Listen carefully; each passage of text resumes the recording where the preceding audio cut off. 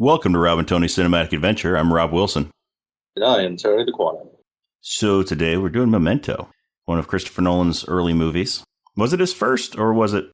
It was his second. Okay. He had a small film prior to this called Following, which was almost like a student-type film. I'm trying to recall if it was actually released into theaters. It was just something that made the festival circuit.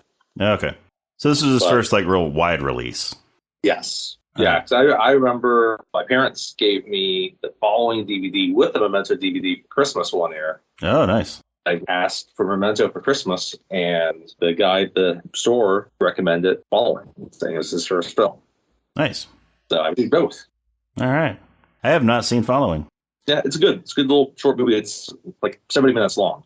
Okay. So that's short. So definitely a very kind of student type of film. But yeah, it's well done. So Memento stars Guy Pearce as Leonard. He hates being called Lenny, even though everybody likes to call him Lenny. And this was kind of, I guess in a way, like one of his first starring roles after kind of ensemble things where he gained things. So kind of it was an independent movie. Anyway, continue. Yeah, so basically the premise is he has no short-term memory. As we find out as the movie progresses, he... oh, and by the way, spoiler alert, we're going to talk about every bit of this movie. So if you have not seen it and you don't want to be spoiled, pause the podcast now and go watch the movie, and then come back and listen. If you don't mind spoilers, I'm hoping that go ahead and keep listening. If you haven't seen it, this spurs you to see it. And it's not a movie with like a huge twist in a way that... yeah, I mean, there's some minor twists in there, but they're kind of, yeah. It's a twisty type of movie. But they're kind of predictable twists. Oh, no, like big surprise. Yeah. Like at the end, like a big shocker. But it does go in, different directions. And the way it's formatted, obviously is the big deal. Yeah, I mean, it's told in reverse. You see the end of the story first, and then as it progresses, it goes and tells a little bit what happened leading up to that part, and then it shows what happened leading up to that part, and so on, until it goes back to the beginning of the story. But yeah, so basically, Guy Pearce plays Leonard. He used to be an insurance investigator, so he would investigate cases of possible insurance fraud and determine if it was actually fraudulent or not. But his wife was raped and murdered one night. And someone broke into their house, they raped and murdered his wife. And he wants to find the killer. Yes, he wants to find the killer. But the police don't believe him. During that incident, he was injured. He took a whack to the head and was left with short-term memory loss. So he can't retain memories he can't create new memories. So every few minutes or so, his brain sort of reverts back to what it was before that few minutes. So he's constantly forgetting what just happened. So in order to keep track of things, he leaves himself notes in the form of tattoos all over his body.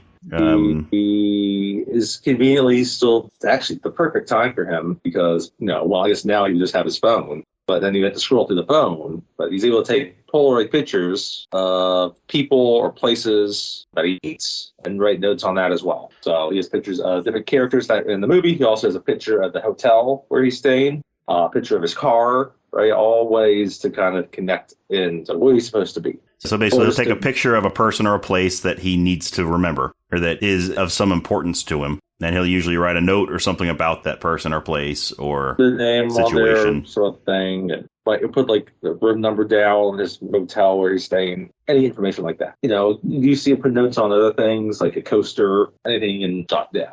So he never knows when he's going to slip back into not knowing exactly what's happening. And that is why the movie is told in reverse. Because it's fine. Like, you could easily dismiss it as a gimmick, but it's not, because it kind of gives a disorientation that he is actually experiencing. Yeah, it really helps. What immediately preceded that scene, what follows. Yeah, it really helps the viewer sort of see the events of the movie through his eyes. Interspersed, though, between the scenes is a kind of separate part of the story that is told more chronologically, where he is speaking with an unknown person on the telephone about a case that he investigated, about another man that the same type of brain damage happened to as well. Sammy Jacobs. And so you're following two parts of his story, and eventually they will kind of meet up. Yeah, and it's interesting because the parts of the movie that are at a present time with him are in color, but the parts that are memories are black and white. So most of the time, the phone conversation that he's on, the recurring phone conversation, where eventually, throughout the movie, we find out more of what that conversation is, what he's talking about, all that. That's most of the time in black and white.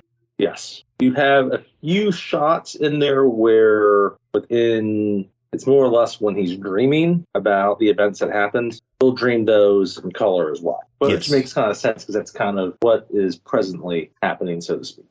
But yeah, it's a good way to kind of, the difference between the two kind of storylines. Really is all one. Now, if you haven't seen it, it might sound a little confusing. As you watch it, you understand. But that's the basic setup. So there's kind of, it's going to unfold, and there's this mystery of where he's trying to figure out who killed his wife. And as it unfolds, it kind of becomes a little bit of a thriller also. Because the first thing we see, essentially, is him shaking a Polaroid, right? For you youngins out there. Hey, I think there's still Polaroids around. They're still around a little bit, yes. A little newer, a little updated version, but yeah, it's a little updated version of a Polaroid automatically camera generate a photo, right? But then you'd have to kind of shake it to develop it, right? And that's what's happening, shaking it. Well, shaking it really just sped up the developing of it, but it would develop on its own. It wasn't the actual development. Yeah, but shaking it sort of sped up the process. But yeah. And actually, the first thing we see, I should say, is he's looking at the photograph, and there's a dead dude in the photograph. Yeah. Now, we don't know who this dead guy is yet in the movie. This scene actually does go in reverse itself, because it shows then that slowly shows the film going back to the original negative as it takes out the camera and him shooting this person in the back of the head. So you still don't really know kind of who it is. And that's when it's able to revert into kind of the chronology of watching this movie backwards. The rest of the scenes are not shot in that manner. No, they're not. The rest of the scenes aren't shot in reverse. It's just little scenes here and there that are, the scenes are shot forward, but then the next scene is the next few minutes before that scene started, and it butts up against the beginning of that scene from before.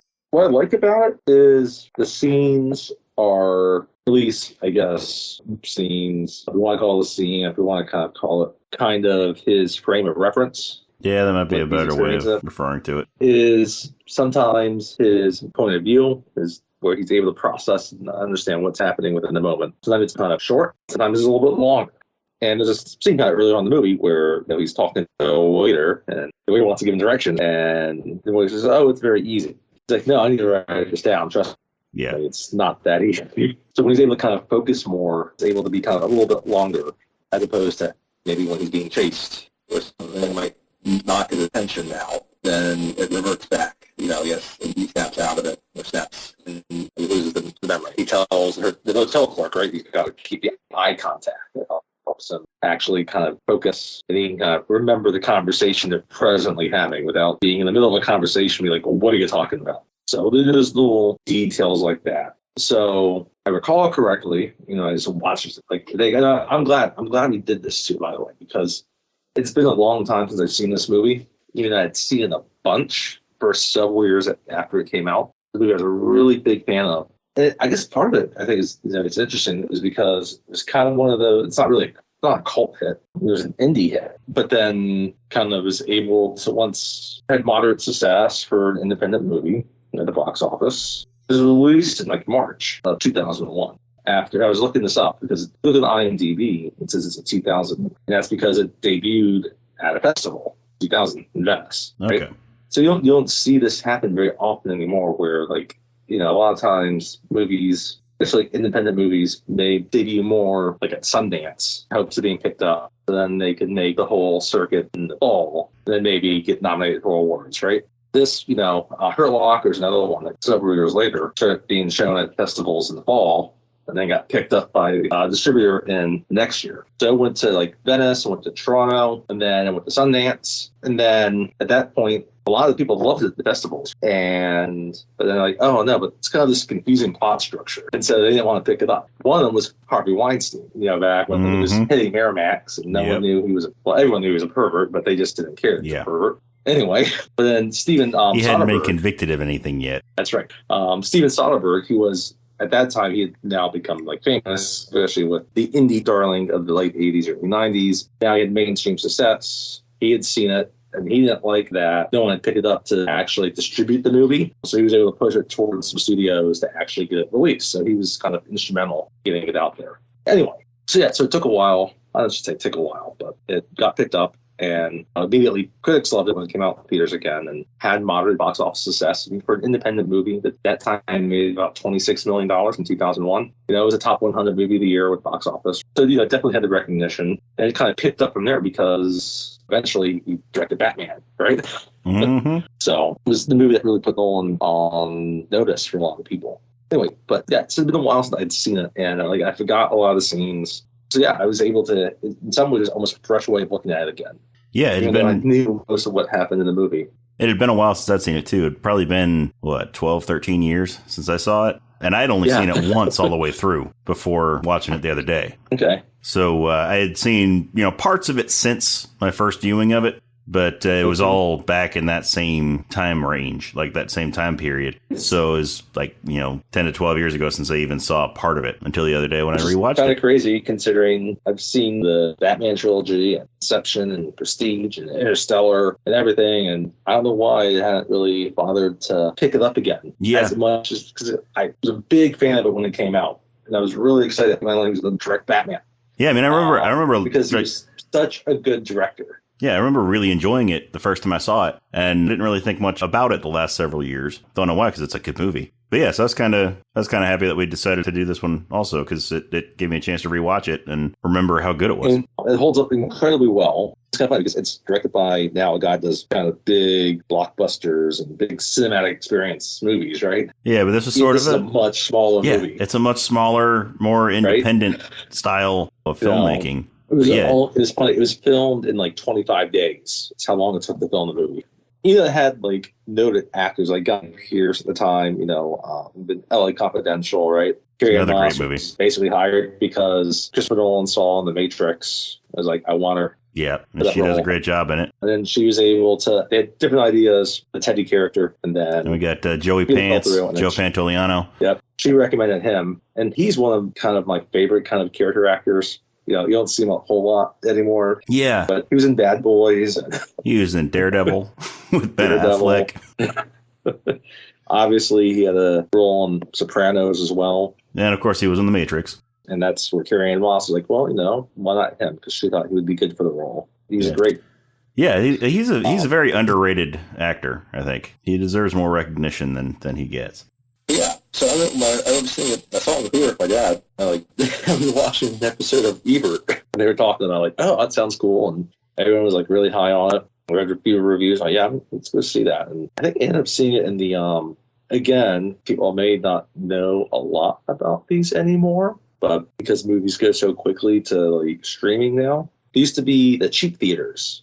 Mm-hmm. So after movies had their initial run at the big chain theaters, then they go to the dollar theater. They would go to the dollar theater, which they actually cost $1. And that's where my dad and I saw it. It was at the dollar theater about 2-3 months after it came out, and I was like, "This is a great movie." Yeah, I remember shortly after moving to Virginia, when dollar theaters had gone up to like $2.50. $2.50, yeah. There was still one in Sterling that had dollar tickets. Yep. That's the theater we saw. It was actually great because I remember seeing several movies there a second time once it hit there, like Jurassic Park, Forrest Gump. I want to say I saw Independence Day a second time at that theater too, back in the day. Anyway. But yeah, the interesting thing about it being Nolan, though, thinking about being smaller, is like it fits that time period. That time kind of had a lot of the independent movies or other smaller movies where they were looking for some type of twist or some type of gimmick or some type of catch, right? And reverse chronology is obviously that for Memento. Kind of before that time where things kind of became more universe-based. Which even Nolan's Batman movies were not part of some larger cinematic universe. You see even him now kind of pushing against that, wanting to do his own thing and kind of staying apart. It was an interesting time at the movies compared to now, where everything is either a remake or part of some larger content universe, right? Yeah. Now, was Batman Begins the one they did right after this, or was there another one between? Insomnia. Oh, that's right, Insomnia. Robin Williams and Al Pacino, which is also a really good movie. Another one I haven't seen, but I've been wanting to see it. Also, really much smaller scale. It's a movie where you have Robin Williams as a villain. Yeah, one of those rare movies where Robin Williams is the bad guy. Al Pacino is like very subtle. He's not kind of chewing scenery in it. But it's funny, that year, Robin Williams had another movie where he's a villain. 1 Hour Photo. Mm-hmm. 1 Hour Photo. That classic movie. 1 Hour. We should do 1 Hour Photo. We should. But yeah, just jumping back into it. Kind of a long tangent, I guess. This is so much I like about the movie. I was actually really excited. Really enjoyed watching it. Yeah, and it's an engaging story. I mean, I guess with the premise of it going backwards and all that, it can be kind of difficult to keep the viewer engaged in something like that. Right, but the whole mystery of the movie is so, like, you right off the bat, you want to find out what happened to this guy. But that's you the thing, want to find out who killed his wife. Who you need to get the viewer hooked really early on in this type of movie. Like some movies, like you can tell, okay, it's gonna get good. Even it starts kind of slow. You can kind of tell. Some movies you can kind of give that kind of benefit of the doubt, right? But this, no, you need to kind of get that hook kind of quickly, and it accomplishes that.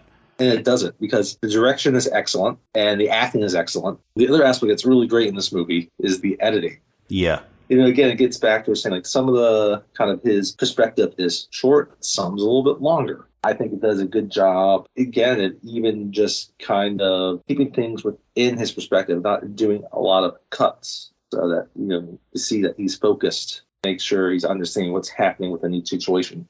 And I think the music's really good, too. There's a lot of aspects, but they're able to capture that right away because, like, okay, at first you see the scene where this guy's getting shot in the head. I figure out, okay, how, why, right? Yeah. But then you realize that the main character just wants to find the guy that killed his wife and kill him. Yeah. His whole goal is to find the guy that killed his wife and kill that guy. And then realize, he has no plans for after. The guy. And then okay, I guess we're going to see how we got there. But then kind of realize right away, like, okay, there's something else that's going on here. Let's start bringing in this mystery. That there's so much more than meets the eye. And the movie does a good job of establishing kind of the rules between the two sets of chronology. In some of the scenes themselves, of like the present that's kind of being told backwards. Just tell people, no, I need to look at you in the eye, I need to write this down. But then in those black and white scenes, he's telling us, I gotta get tattoos, some of the other ways of how he kind of copes and deals with it. Yeah, I mean, basically, he learns that he can help himself to live with his condition by sticking to a strict routine. Even though he can't form new memories, he can keep himself on track by, doing the same things every day in the same order and sort of muscle memory rather than brain memory. Which kind of gets into, something they talk about later in the movie within the other client. Now, how can one be conditioned out of it? Because, as the movie goes on and these phone conversations progress, where we hear a little bit more of the conversation and all that, we learn more about this person that he dealt with in his old insurance job named Sammy Jacobs, who had a similar condition where he couldn't form new memories. And he was the investigator. And, so you kind of follow his story about how he tells his kind of relationship with Sammy and his wife, and how he kind of sees himself as different than Sammy. So once we get that first hook in there of at least the guy being shot, he first kind of other colors you could forget, he's in a hotel room and he's walking to his motel desk and he's like, I need to find this guy. And he has this picture of this guy named Teddy. And we won't get through all of them because it does get confusing. This is how it captures you so well. Yeah. Is that it gives you the scene and then all of a sudden it ends and it jumps backward in time. Yeah. Forward in the movie, but backward in time. Where you don't really know what's going on. Scene, and you're trying to keep in track of what happened, what you just saw, but then see what's happening now. That's leading to was a guy that kind of tracked all of them between the color sequences and then the black and white sequences. They gave numbers to the color, I think. Okay. And so actually put the entire movie in sequence? To the black and white, yeah. And there's a DVD release that actually has the whole movie, like, actually as it would have unfolded in real time. I think within that, I want to say they interspersed the black and white sequences within the scene still. But the first scene would have been last scene. So let's just call it, I think, something like 22, 23 scenes. Right? So we'll just say, we start with 23, and all of a sudden you jump to 22, right? And then 22 is starting where, obviously, 23 started. And that's where it gets you, it hooks you, because the editing is tight enough to catch you on it. Yeah, the end of each scene is the beginning of the previous scene. It's one of those rare movies too, where the main character is pretty much in every scene in the movie. Usually there's some other scene where you cut to some, whether it be the villain doing his thing, right? Like you think about like a Bond movie. But with the way that this story unfolds, Guy Pearce has to be in every scene because it's supposed to be through his eyes. Yeah. And what I've read, they basically, like, Carrie-Anne Moss filmed all her scenes at one time, essentially, in 2 days. Same with Joey Pants. And then they fill in everything else, whether it be I guess there's a few scenes they cut into there where it's the scenes with Lenny that's being basically narrated by Guy Pearce, right? Where he's not in. But yeah. So, I think that's part of the brilliance of Pearce's performance is to kind of, he sells the condition incredibly well. Yes, he does. You think that like he has no idea what's happening next with the way you watch the movie. Because there's no way when sitting there watching the movie at the 10-minute mark that you know exactly what happened at the hour and 10-minute mark, even though technically it's already happened. So the first piece that we see with him, we talk about the photographs. He has the photograph of Teddy, played by Joe Pantoliano, and he has note on it that says, "Don't believe his lies." Yeah, because he's got his name on the front of the Polaroid, and on the back he wrote, "Don't believe his lies." So, he talks with the clerk. He's asking if he's seen him. And, he thought he'd maybe seen him around, thought he was like their friends. And he's saying, he's not my friend. And then he shows up. And that's when we proceed to the scene at the beginning of the movie where the guy shot in the head. And that's Teddy. Yeah, so because at that point, since it's the end of the story at the beginning, he actually has all the notes written out. And so on the back of Teddy's picture, you see underneath, "Don't believe his lies," you see that he had written, "He's the one, kill him." That's right. Yes. And we'll get to where preceding that, the information that he has, he realized where he believes. We're going to find out a lot more of the story. Yes. Those little twists and turns that we were talking about, they're coming up. He has all these other facts. He puts a fact like, okay, so he's a male, he's white. His name is John G. Yes. It's one of the big facts. And there's this fact that has his license plate.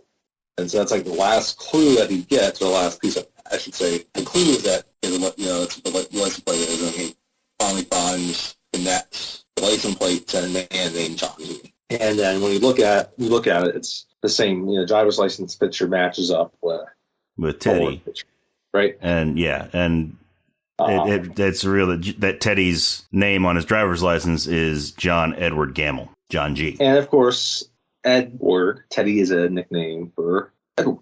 I never understood that. Why would Teddy be for Edward?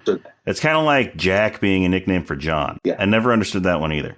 But like Eddie is a nickname for Edward, and that makes sense because you get Eddie. Yeah. Teddy is a nickname for Theodore. Yeah. It doesn't make any sense to me either. There's a few other ones out there, a little bit old fashioned. Anyway, by the way, the motel clerk is played by Mark Boone Jr. Yes, who was also a frequent collaborator of Nolan. Did you know he was also in Die Hard 2? Was he? He's a mercenary in that. Oh. And in the shootout in the terminal towards the kind of the beginning of the movie, where they set the trap to take out with the SWAT team. Yeah, where the T-1000 shows up. Yeah. Robert Patrick shows up. One of his earliest roles, or in one of his early roles. He is like I think he's the only mercenary movie that is not killed by John McClane. Huh. One of the SWAT guys shoots him. Okay. Huh. I found that out this afternoon. Really? I just decided to look more into all the probably hundreds of times now that I've seen that movie. I don't know why I never noticed that. Yeah. No, I didn't notice it either. I thought I knew he was a frequent collaborator with Nolan. He plays Frass in Batman Begins. Yes, he plays Detective Flass, which that's the movie that I always think of when I see him. I always think of Batman Begins. He does a good job in that. He does a great job in that. But I was just, I know that he's done all these Nolan movies, but I don't know what he did before this movie. He did Die Hard 2. And I saw he was in Die Hard 2. Like, wait a second, he was in Die Hard 2. And I looked up like on a Die Hard 2 page and found his character. I looked at his character name on Die Hard 2, and sure enough, one of the SWAT guys takes him out. Interesting. But yes, he plays the hotel clerk in Memento. And we later find out he tells his boss about Lenny's condition. His boss gets in front of another room. Yeah, taking advantage of people with memory disabilities. We should note, too, when we first see him, Lenny, that is, right? He's in like a designer suit, which I always had this image, like when I see Guy Pearce, maybe because of, I'd already seen it like Confidential, but I just picture him as Lenny because he's kind of got that bleached hair that was like popular in the late 90s. Yep. and it's sort of an off-white suit. Yeah. He's also driving he's driving like a he's driving a Jag. It's right. He's driving a Jaguar. In which, like, when you first find out, he's like an insurance investigator. He's doing that for a high-dollar insurance company. Yeah, he might be making good money, right? Yeah. You find out there's more to that as well, because there's little clues here and there about the scene where he shoots Teddy, John G. Those are kind of important little pieces there. So, but then you see that he finds information about who John G is, or who he thinks John G is.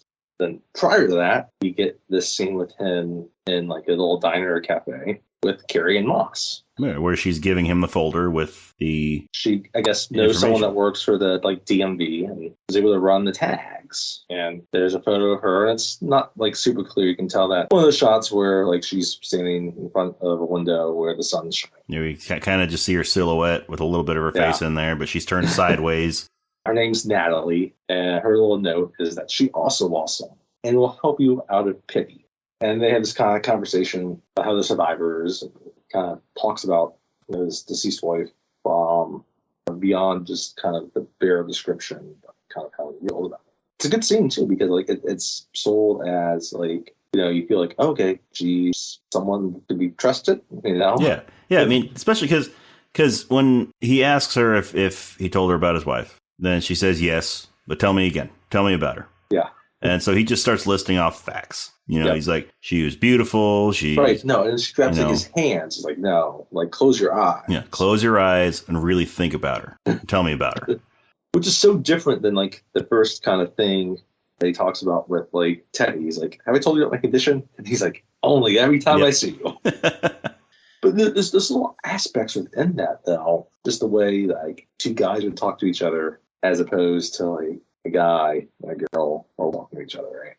And you look at them like, that scene between him and Natalie, it's not, like a professional thing, but like, just kind of, just kind of there's nothing manic about it either, right? We're going to find out more about everybody using everybody in this movie. Yes.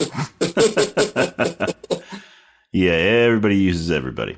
So, trying to remember what happens prior to his meeting with, we get the sequence again. It's a sequence with him and Teddy. This time, like at another little like diner, one of those kind of ones, really classic Los Angeles ones, where it's basically just like a coffee counter. And this is this is one of my favorite parts of the movie because it's talking about how like they're kind of debating about memory, and they're both talking about. I mean, they're both right with what they're talking about, but they're both kind of missing key aspects of things. Yeah, that's when Leonard, he starts saying that memory isn't what it's all cracked up to be. Memory gets details wrong. Yeah. Memory will change a color. Memory will forget numbers. Memory will change the fine details. And even as people can get older, details can change a little bit about stories because your memory kind of changes about things. It's kind of like the telephone game. Yeah, some are minor, some are not. I was listening to this podcast about this guy that was playing a movie, like this psychic got exposed as fraud, and he would tell these different stories of key events in his life, but these major details would change with each one, not minor things that are happening. But that's what Lenny's talking about. Eyewitness testimony can vary, right? And you can see this in any trial where people perceive things differently. It's the whole Rashomon effect also, right? Yeah, but the thing that doesn't change is facts. Facts, right? And he thinks he has the facts. But as Teddy points out, it's like, is it a fact because you just read it off the back of your Polaroid? And how does he account for the back of the coaster that has somebody else's handwriting? Or, I mean, there's the one scene in there where he's talking to Teddy, and Teddy tells him something. See, was he writing on the back of Natalie's picture, or was it the back of one of the other pictures. But Teddy tells him to write it down because it's important. And so he starts writing it down, and he uses a different handwriting. Like he writes it in cursive instead of his print. It's sort of just a subtle, I know he's lying to me, so I'm just going to show him that I'm writing it down, but I'm not putting it in the same handwriting that I normally put it in, so I'm not going to believe it as much, kind of thing. Yep. But then we see another scene where there's a later scene with Natalie, where you see her manipulating him. And she's a good, that's the whole thing. Like, if someone knows you have a weakness, you can utilize that weakness, right? And she knows when she just starts kind of screaming at him, being erratic and hysterical, that he gets confused. He can't focus, right? Yeah. So basically, she sends him after this guy named Dodd, who she believes killed her boyfriend, Jimmy Gill. Which would be a John G. Yeah. According to Teddy later, which, again, I don't know how James can have the nickname John, but yeah, that's beside the point. But but yeah. If anybody listening to this knows the connections to any of these nicknames, please let us know. If you are an Edward, please enlighten us. Who goes by Teddy, please. I think that's an old thing anyway. I don't know. Anyway. Yeah. Yeah. So he basically, at one point, we found out that in order to help, we find out that Carrie Ann Moss, Natalie, mentions that she's helping him because he helped her. And then we find out what he helped her with. The middle part of the movie within the main action kind of revolves around that drama. So basically, he took out Dodd, this guy named Dodd, this drug dealer guy. There's this whole scene where he shows Natalie a picture. He's like, who the fuck is Dodd? And it's this dude that's bloodied in the face and it's got duct tape across his face. And shortly after we meet Natalie, she starts talking about her boyfriend, Jimmy, who went with this drug dealer named Teddy and never came home. And then she believes that Dodd is the one that killed Jimmy. So Leonard, we see that he has Dodd in a motel closet, all bloody, duct tape on his mouth, tied up in the closet. But we don't know how he got there yet. And then you got to put this in the mindset of Bunny, that he wakes up in a motel room that he doesn't recognize. And he realizes it's not his because he has a picture of his motel room, his key. And he just hears a knocking in the closet. So he goes, actually, no, first off, he wakes up in the bathroom with a bottle of scotch, looks at it, thinks to himself, I don't feel drunk. And then walks out into the bedroom, and that's when he sees Dodd in the closet. So he hears the knocking. Mm-hmm. That's when he hears the knocking. He's woken up from being concussed. By the way, we get to see Guy Pearce's ass in this. I completely forgot about that. That's right. Oh, yeah, I forgot about that, too. For all you ladies out there who got a thing for Guy Pearce, you see his tush. Because he found out where Dodd's room was, right? He was waiting for him. And while he was waiting, he took a shower. Because he woke up in the bathroom, not knowing where it was? Or was it after he woke up on the bed? After he woke up on the bed, he went to take a shower. And that's when Dodd attacks him. Yeah. No, wait. No, it was after he woke up in the bathroom. That's right. Because he woke up in the bathroom, found the scotch, took a shower, and then Dodd attacks him. That's right. Like that. He goes into the room, to the motel, and he waits in the bathroom, which, it's a reasonable place to hide in someone else's motel room. Yeah. And there's a bottle of J&B scotch. In the hotel room itself. So when he gets to the hotel room, actually first he had, kind of comically, knocked on the wrong door and looked at the peephole to see when whoever was in there's eye popped up to the peephole. And as soon as he saw that, he kicked in the door and knocked out the guy that was inside, only to find out it's the wrong room. One was 6, one was 9. Yeah, because he was holding the note upside down. Look at the wrong way. He was holding his note upside down, so it showed a 9, even though it should have been a 6. So he went to door 9. He goes in. Knocked the guy out.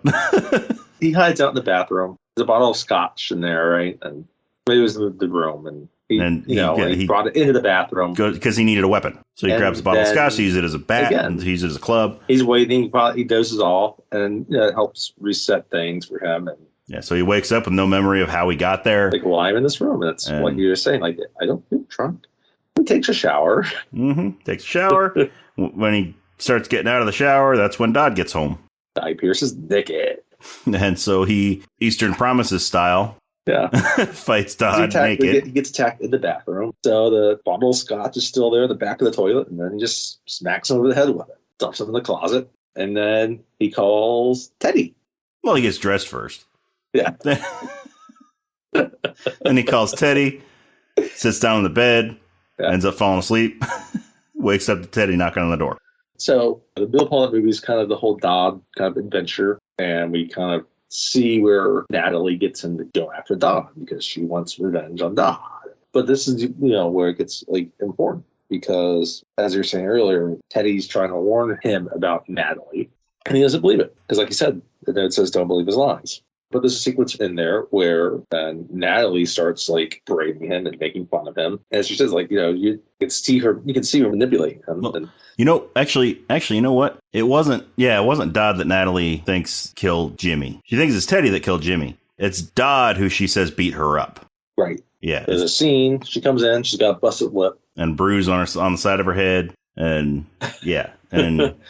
Lenny asked her who did that to her, and she said Dodd. So that's when Leonard goes after Dodd. Right. And, at this point, despite all this, even though like we're going back in time, nothing's ever been mentioned aside from this little piece of information about what Dodd actually did.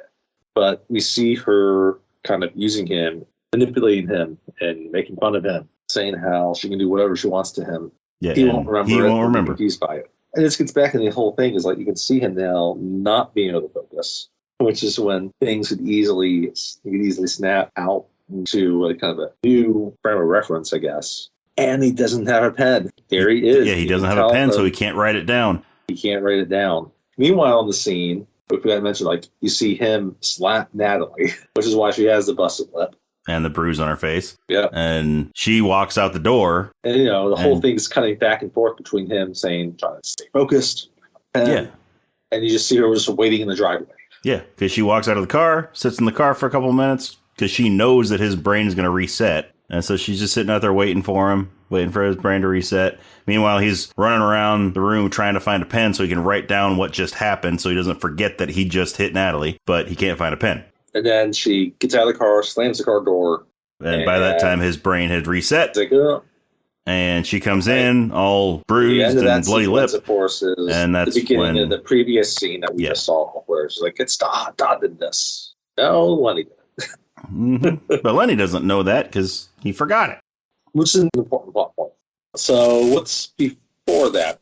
Well, before that, we kind of see where they met at the bar. He goes and sits down at one of the booths, and she walks up with the beer, gives it to him, and she says it's on the house. And then he goes to take a sip of it, and the older guy sitting at the bar starts laughing. Laughs, yeah. You don't know what he's laughing at, but he just starts laughing and sort of looking in Lenny's direction. But one of the other scenes in this, which is kind of an interesting scene, because it's one of the few that's not directly related to everything that's happening within the present narrative, is the scene where he hires a escort to come to the motel, and then he gives her a bunch of his wife's stuff, like a teddy bear and like a brush, a few other things, right? And just tells her, I just want you to wait until I fall asleep, start using these things you might normally would. No, don't use them. Don't use them. Put them around the room like they put them were around, yeah. Because she goes to try to brush her hair with the hairbrush, and he says, "Don't use them. Don't use the stuff. Put them around the room. You might put them as a woman, right? Then wait till I fall asleep and go in the room and then go into the bathroom and slam the door loud enough to wake me up." It's a way of him kind of connecting towards his wife, but then after that, he burns the items. That's another kind of scene that's within between kind of that central Dodd stuff and then this next Natalie. And throughout all this, we're learning more about Sammy. Because it keeps cutting to that phone call, and he's telling more about the story about Sammy. So Sammy is a guy who was in it was a car accident, right, with his wife? Yes, car accident. Yeah, where he hit his head and ended up in the same kind of condition that Leonard has, where he can't create new memories. And so Leonard was sent to investigate his case because it was believed that he might have been faking, and it might have been an insurance fraud case. So he went to interview Sammy and his wife. And Sammy, since he couldn't remember more than a few minutes at a time, he had a really hard time, like watching TV, because a few minutes into the show, he'd forget what happened, so he'd get really confused. So he really liked commercials because they were short and you could remember the whole thing until the next commercial came up. Anyway, so when he meets Sammy, he makes sure to look into his eyes, because that's how he can tell if somebody's faking or not, because he's able to see those subtle reactions in their eyes, like recognition, like if they know the person that they're talking to, or if they remember them from before, or if they've met them before, things like that. So he looks for those subtle signs. Other facial cues that people use sometimes when they're lying, when they're nervous. And so what he realizes through talking to Sammy is that, Sammy can't create new memories, but everything before the accident, he remembers. Everything that he did before that, everything that he could do, that he learned how to do, he still remembers how to do all that. Because during their... Even things are like super complicated. Yeah, during their conversation, do just like that. It's revealed that his wife, Sammy's wife, has diabetes. And so she needs an insulin shot. So she, looks at her watch, tells Sammy that it's time for her shot. So he goes, gets the insulin, gets the syringe, prepares it, all that, gives her shot, and then goes back to what he was doing before. And so Lenny sees all this and, realizes that he still has that muscle memory and that memory of everything before the accident and the know-how to do everything that he could do before the accident. But this was, of course, before this whole part took place, before Leonard had his accident, before he was put in the condition that he's in now. The same thing. We see Leonard driving a car. Obviously, he learned how to drive a car before losing his short-term memory of his accident, right? So he knows how to drive a car, right? These can be complicated processes. And it's explained that, that's retained because, again, it happened before the brain damage. But the piece, especially about his wife being diabetic, is a very important piece, as we will later find out, because the insurance company basically subjects Sammy to test to see if he can be conditioned. And it's the whole kind of like the whole monkey and the electric shock. Yeah. So they have a bunch of, they put Sammy down in front of a bunch of, metal shapes, and they tell him to pick up the square. Pick up the cube, pick up the ball, pick up the pyramid. And, he goes to pick that one up and it shocks him. Some of the shapes are electrified. Some of them aren't. And so their point in that whole test is to see if he can be conditioned, even though he can't create new memories, see if he can create the muscle memory of that shape is going to shock me. So I'm not going to pick it up. But didn't matter how many times they did it, because he would always fail that test. He'd always pick up the wrong item and shock himself. And the basic conclusion is that they think that, oh no, this is all psychological. He can't snap out of this. So they deny the insurance claim.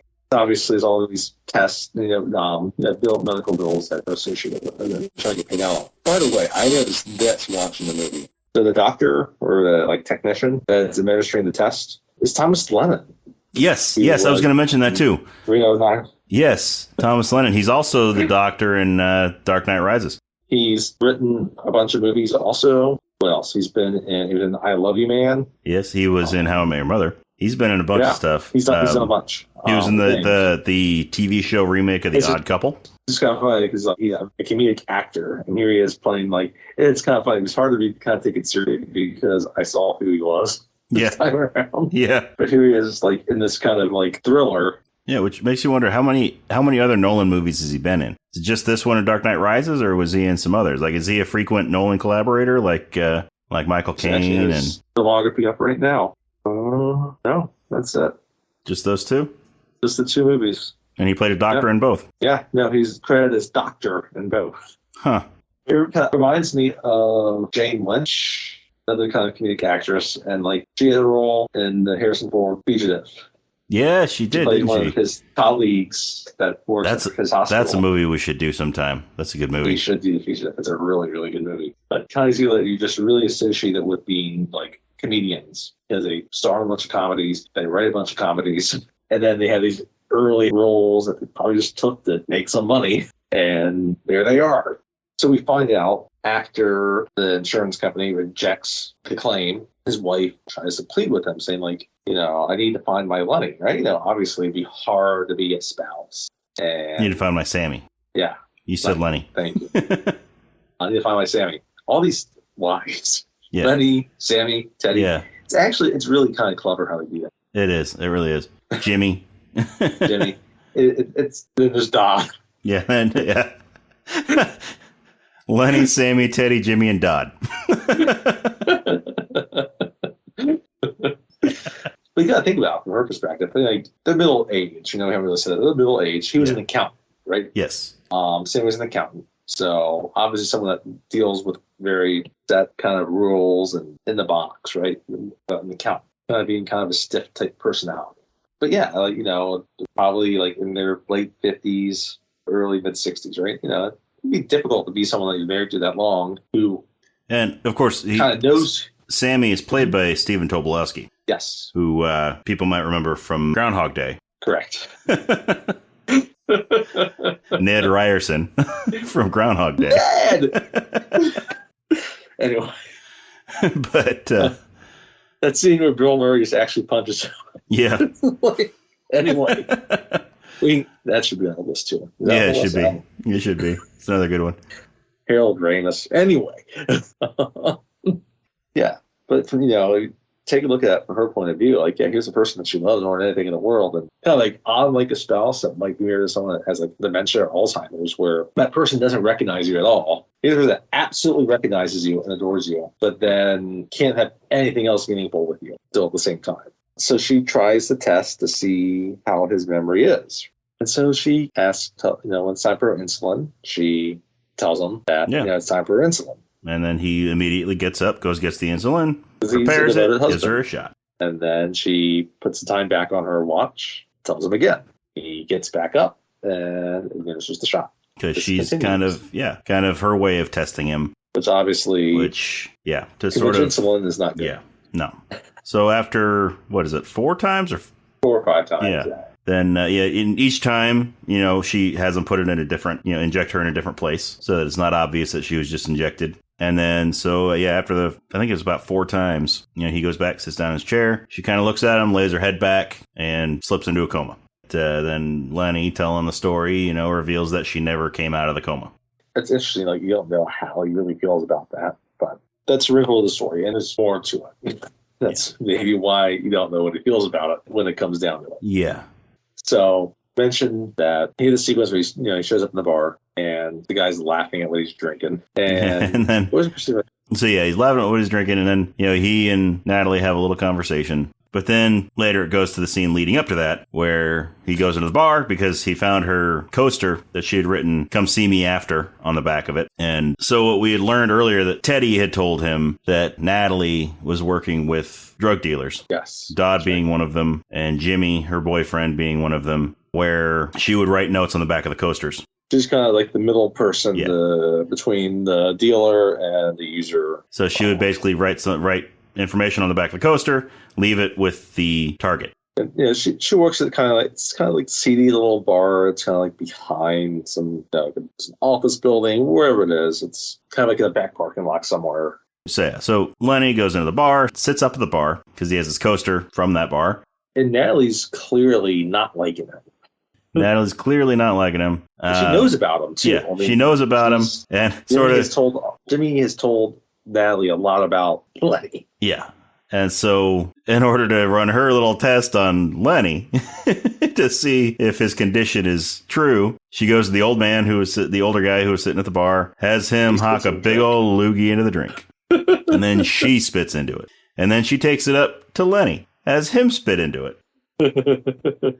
And then tells him that she has a bet going on, and that's what convinces Lenny to spit into it. And so she tells Leonard, she'll meet him in a minute. So he gets up, goes over and sits down at the booth. And then she walks up and hands him the beer, tells him it's on the house, which then leads into the next scene where he takes a sip. Old man starts laughing. And then she brings him another one. Like, you know what?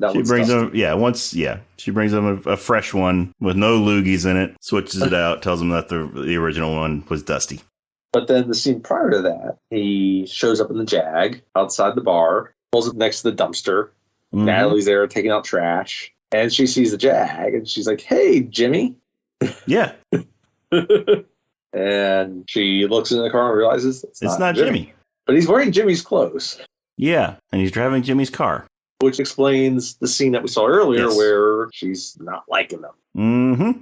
So is this scene before that? Where that tattoo scene when he's getting the last tattoo? What happens before that? There's another Teddy scene. I can't remember. That's the thing about where it goes back and forth so much. Well, the tattoo scene when he's at the tattoo parlor, that comes in a little bit later in the movie. It happens earlier in the timeline. But yeah, when we see him go to the tattoo parlor, parks out front and goes in and gets the license plate number tattooed onto his thigh. And then Teddy comes into the tattoo parlor and starts asking him why he parked out front. He should have parked around back. Yeah, because Lenny was asked Teddy how he knew he was there, and he said, because your car's out front. You should have parked it around back. Because the whole time, Teddy keeps on telling Lenny that he's so lucky because he drives a Jag, and he hates his car.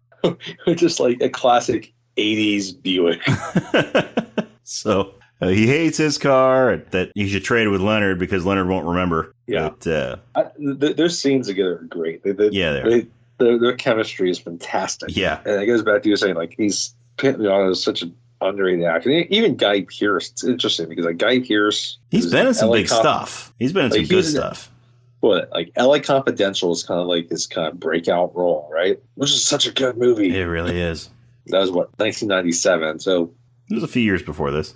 Yeah. Like this, again, the movie was released, it was a 2001 theatrical release, but it was festival circuit in 2000. It was actually filmed at the end of 1999. So yeah, just a couple of years after. So a couple of years after LA Confidential, right? So one of his next movies, like Rules of Engagement, that was kind of, I guess, 2000, right? Rules of Engagement was 2000. So it would have been probably made around the same time, a little bit before Memento, right? Mm-hmm. Obviously after LA Confidential. Also Ravenous. Ravenous. I never saw Ravenous either. Cannibal movie. Okay. That was between LA Confidential and Memento. What about the Time Machine? Memento, we did have a mainstream. Yeah, Time Machine was 2002. Okay, it was that 2002. And okay. so was Count of Monte Cristo. Okay, yeah, I knew those two came out around the same time. That's the time where we thought those are more leading roles. He never really got leading roles after those. Became more of a supporting, not a character actor, but kind of had the secondary roles in movies, right? And eventually he was in Iron Man 3, but that was years later. King's Speech, Hurt Locker, but he's had a good career.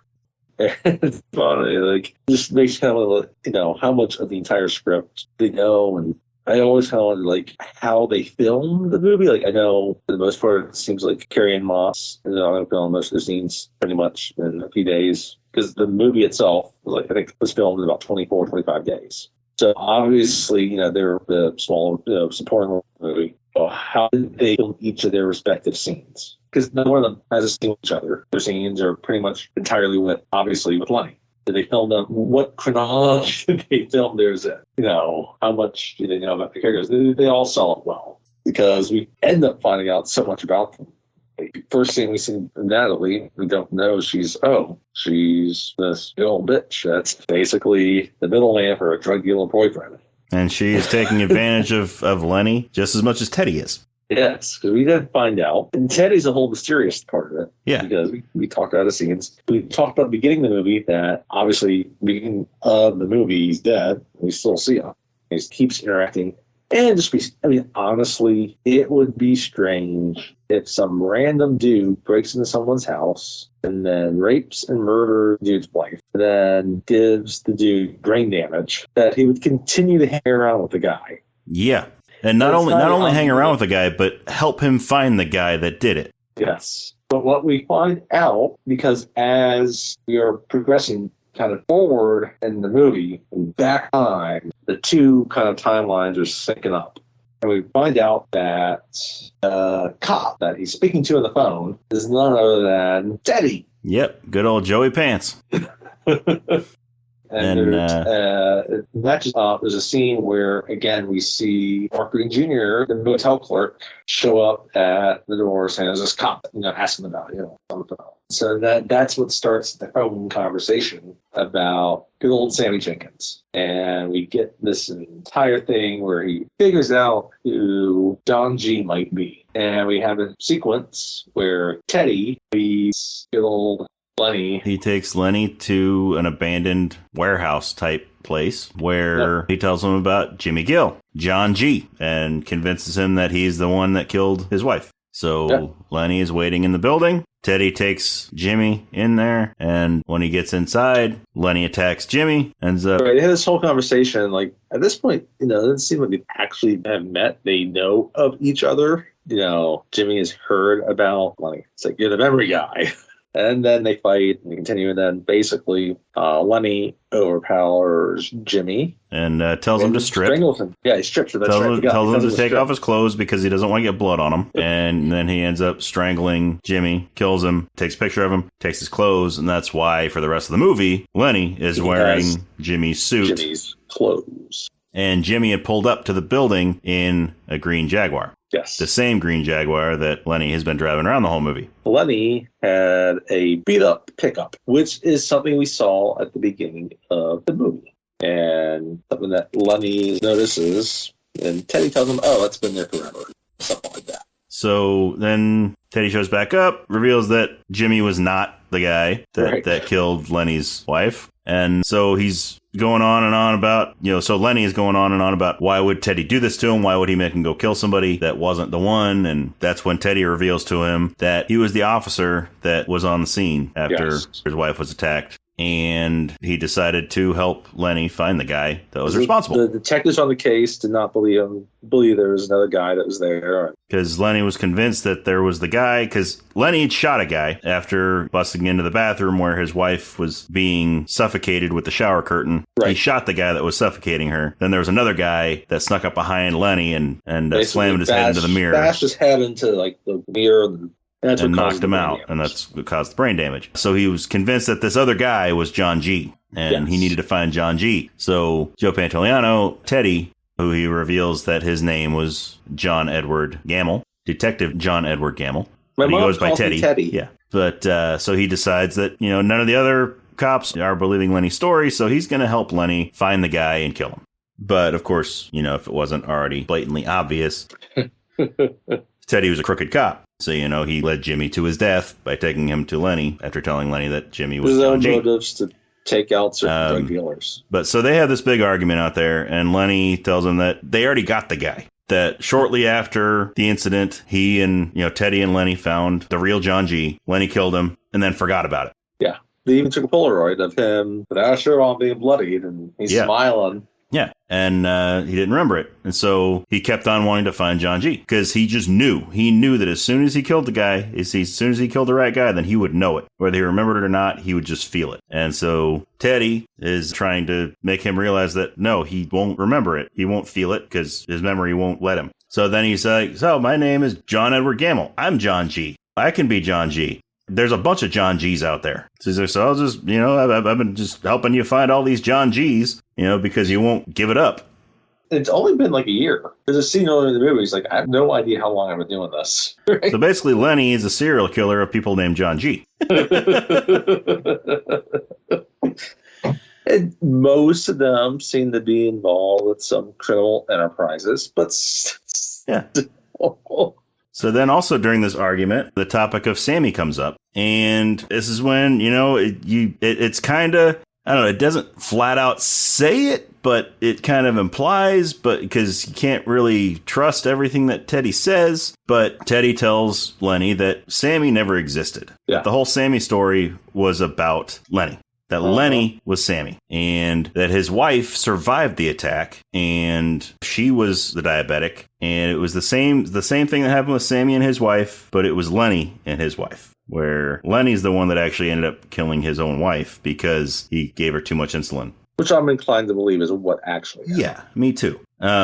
He's conditioned himself well enough to believe that. But at the same time, it is Teddy who's the one telling him, and Teddy's been proven to be a liar. He's a crooked cop driving a Buick.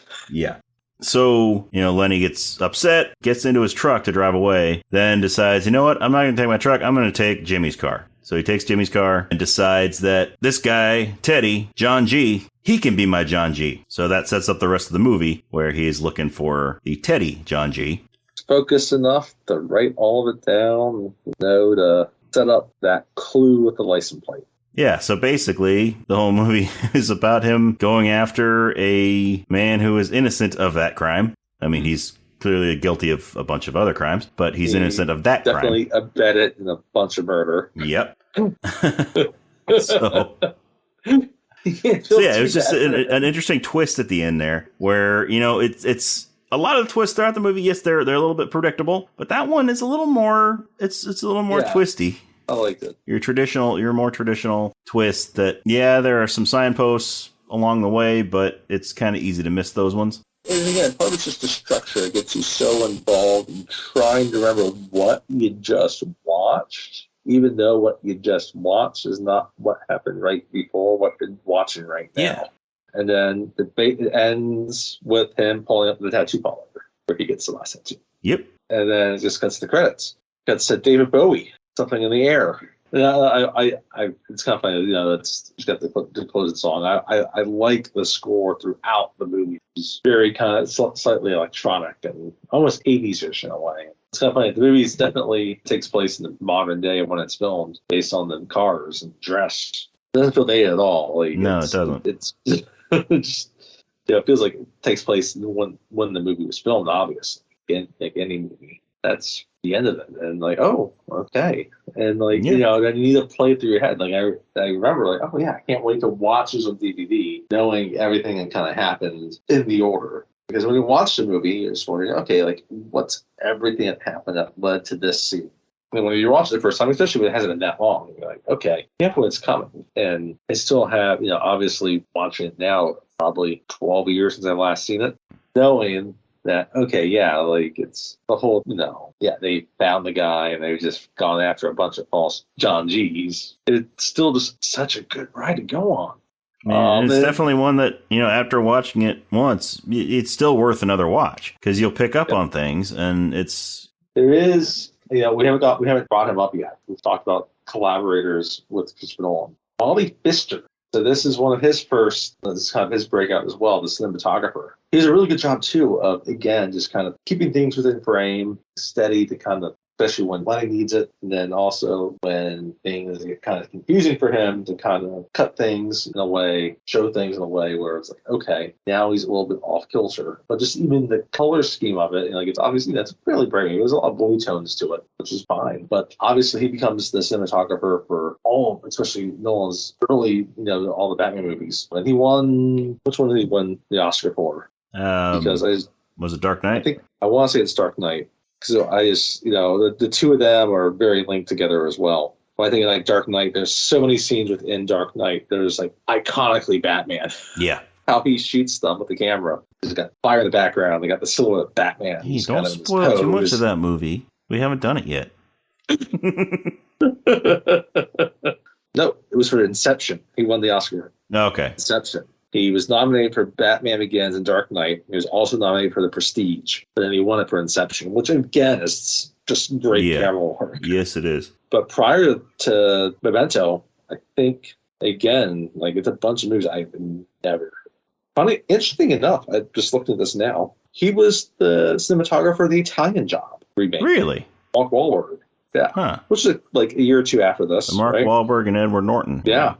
But yeah, like. Some of the movies he did before this, Animal Instincts 2, which looks like a pornography if I'm looking at it. A Divorcee has flat. It looks like one of those pornographies. Description. Oh my goodness. A divorcee has flashbacks of her life while unknown to her next door neighbor, a security expert, plants video cameras all through her house. Ooh. So he can spy on her. Ooh. So yeah, that was in 1994. Rated R, 4.7 on IMDb. Well, if it's only rated R, it's not one of those pornographies. I mean, obviously the if you're listening, you can't see this. Oh yeah, that poster definitely looks like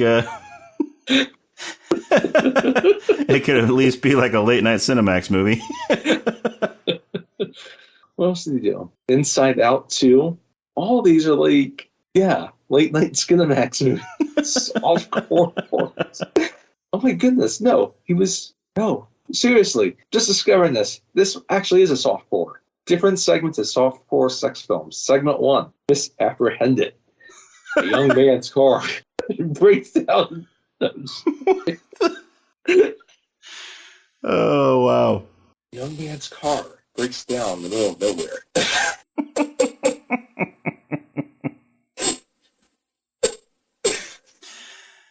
Oh, a strange strange couple getting a ride.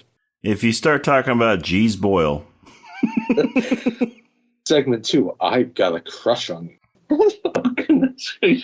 Wow. Ray tries to kill himself by jumping, but falls on to a young girl. If you start talking about the location of the Boyle that G had, oh, I'm gonna lose it.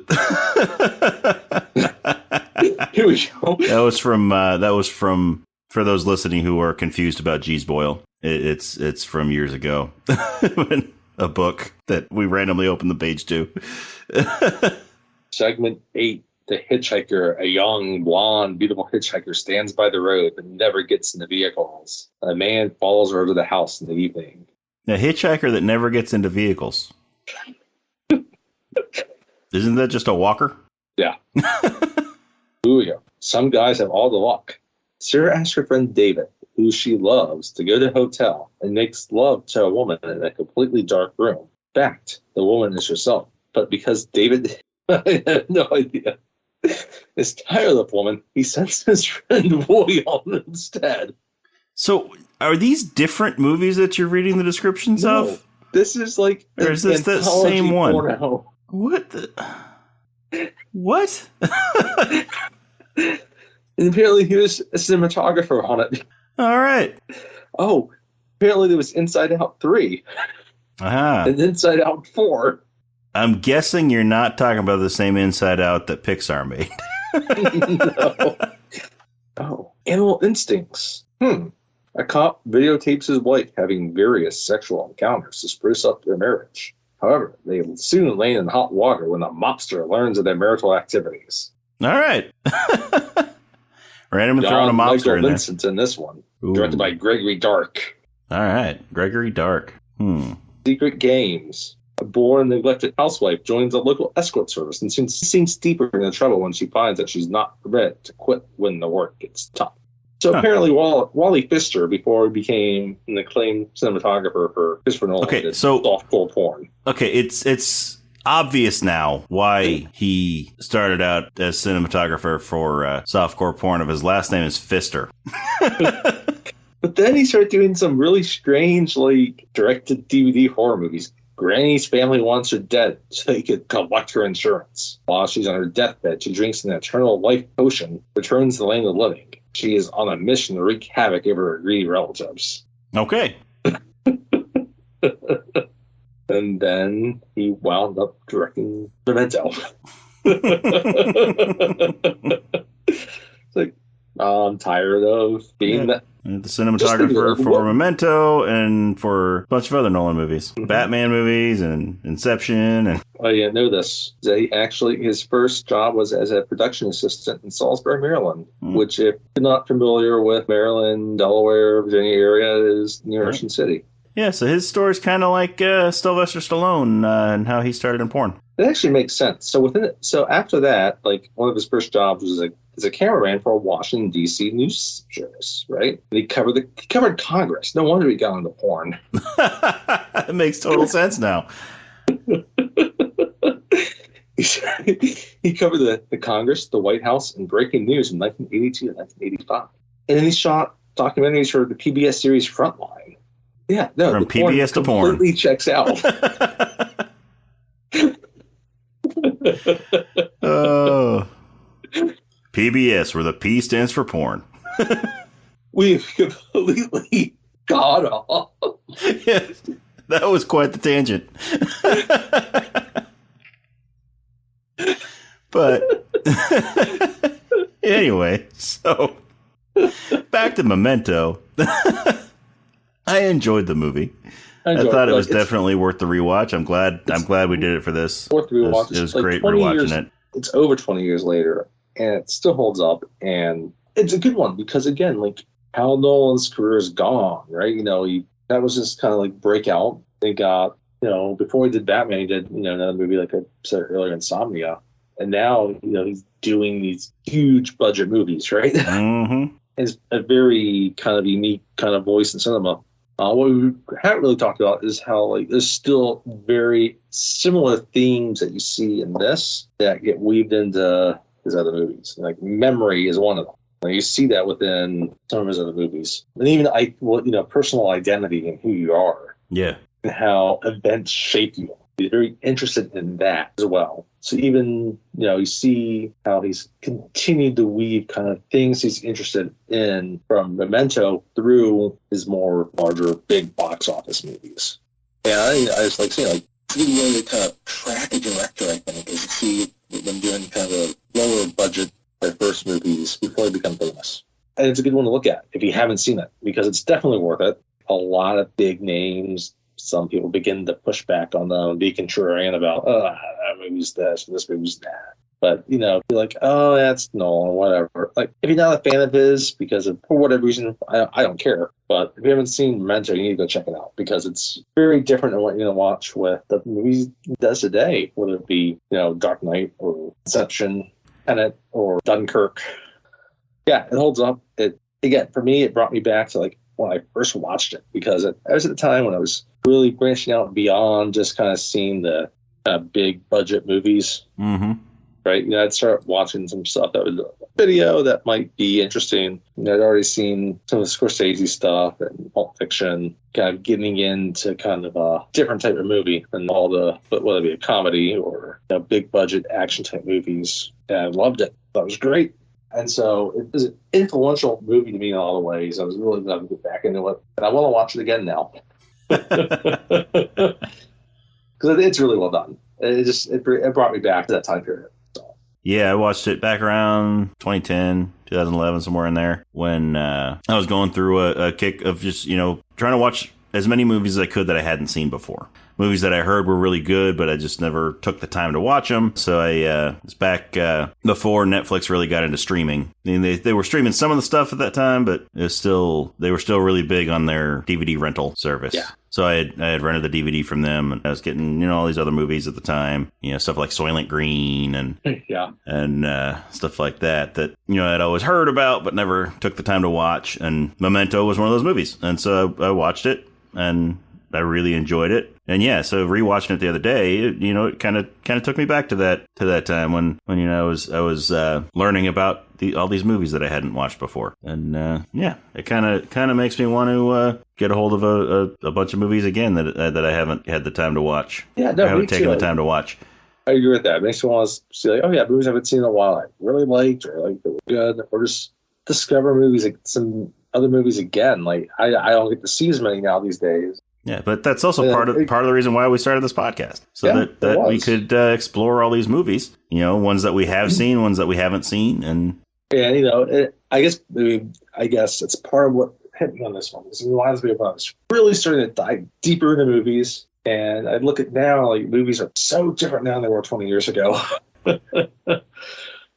Just even the process of things, there's so many theaters closing now. And it's funny because Nolan's a director that wants to kind of hold on to kind of that classic movie-going experience. Mm-hmm. Which is even funny because, or ironic, I guess. It was there's even an aspect of seeing a comedy say, for example, Wedding Crashers in the theater compared to at home, where you have a group of people just laughing their asses off at certain aspects of things. Yeah. It doesn't have to be these huge sequences.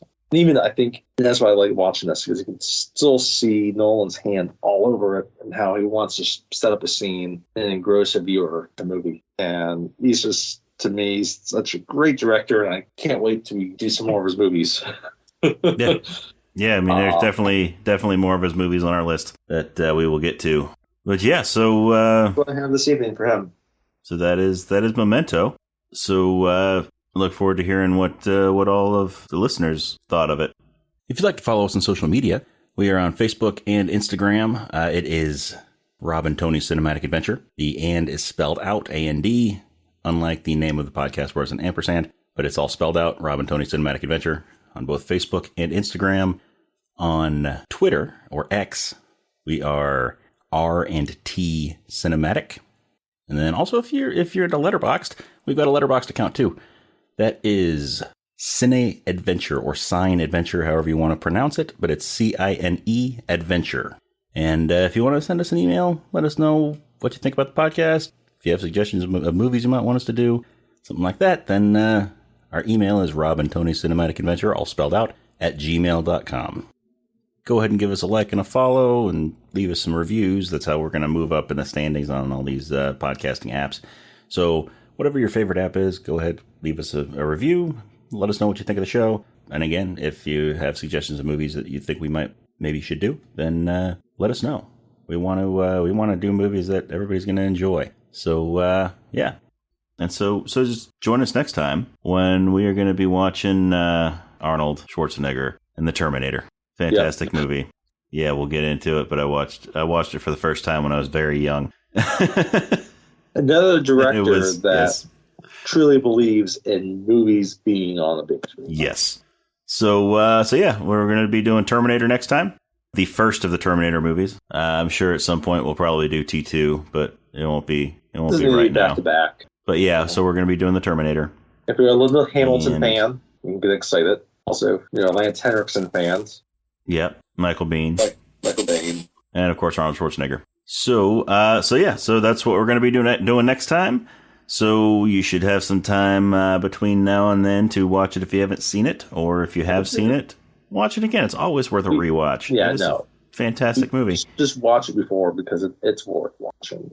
And I mean, I'm going to watch it again. Yeah, I've seen it about 3 or 4 years. Dozens of times, and I'm going to watch it again before we do the next episode. Because, yeah, it's always better to rewatch it right before, like we always do before we record. Just so it's fresh in your mind and all that. But anyway, we will see you next time.